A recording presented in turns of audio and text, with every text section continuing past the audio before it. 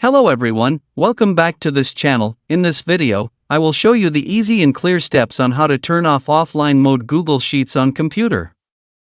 So how to turn off offline mode Google Sheets on computer? Make sure you keep watching this video until the end. Let's get started right away.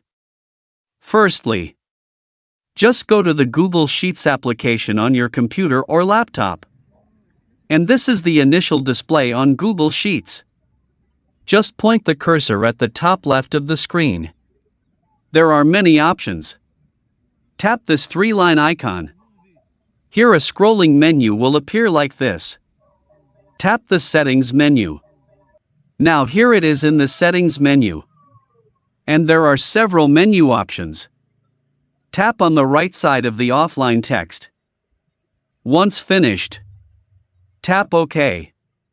The function of turning off this feature is that users can only open and edit files when online, saving local storage and preventing automatic synchronization when reconnecting to the internet.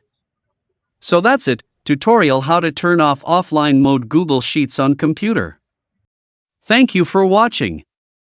I hope this video is useful. See you in the next video.